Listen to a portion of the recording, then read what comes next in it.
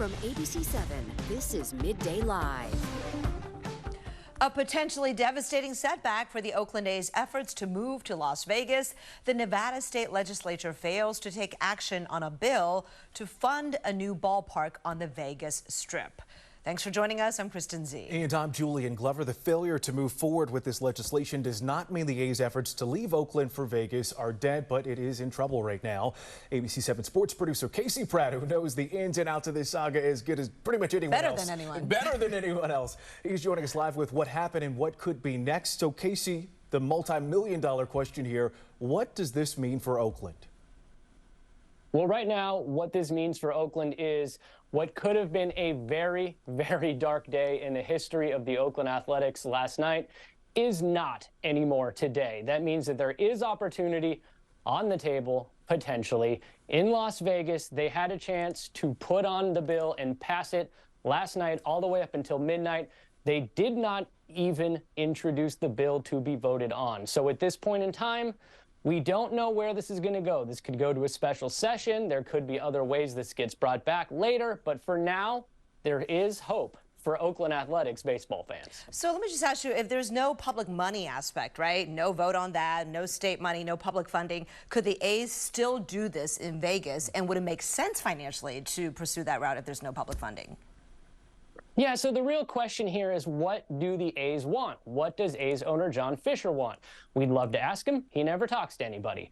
But at this point in time, the deal in Las Vegas that was on the table was for a 9-acre ballpark. That is it. No other ancillary development. You know, at Howard Terminal in Oakland, the A's would be getting 50-plus acres of ancillary development, a ballpark that they own, and a whole lot more. In Vegas, they would be getting a 9-acre ballpark they do not own, on a strip of land they do not own. So do they want to pony up their money without the revenue streams back? We'll have to wait and see. Now, Casey, we know you are deeply sourced on this issue, and it's my understanding that the Republican governor, Joe Lombardo, would have to call for this special session for any of this to move forward at this point if they want to, in fact, get some of that public funding to go towards building the ballpark. From what you're hearing so far, how likely is that to actually happen? So after the legislative session closed, now let's back up a second. In Nevada, they meet every other year. So this really had to get done yesterday. This was the deadline. The governor did, after the session closed, announce that he's going to push for a special session. But the governor is a Republican. He's new in office.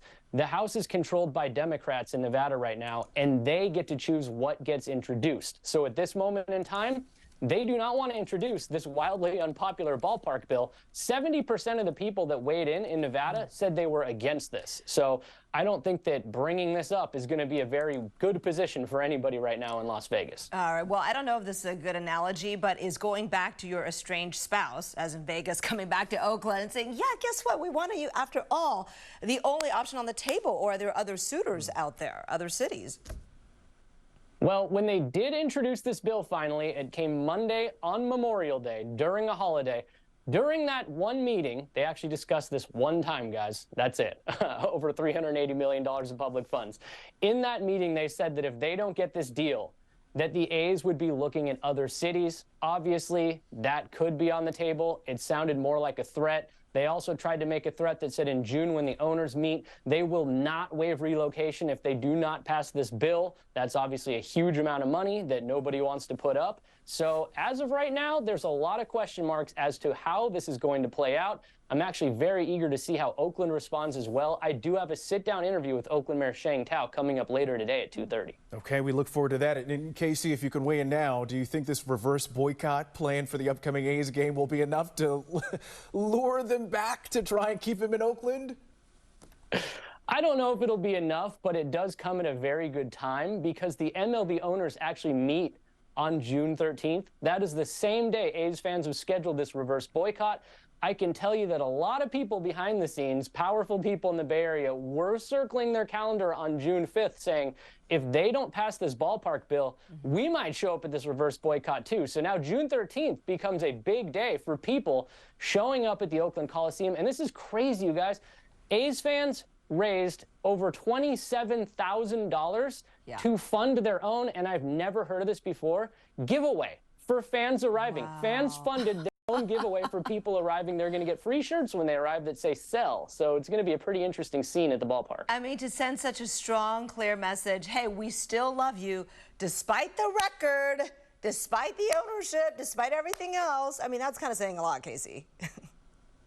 Yeah, it does speak to how passionate A's fans are. And what they did was they picked a Tuesday night, a game they knew nobody would be going to otherwise, and they're going to try to get people to show up for that day. So it really sends the message, because otherwise, on a regular Tuesday night game, you might be seeing 2,000 at the Coliseum at this point. Wow. Okay. Well, that magic day, June 13th, a week from today, circled on everyone's calendar. Casey Pratt, sports producer extraordinaire.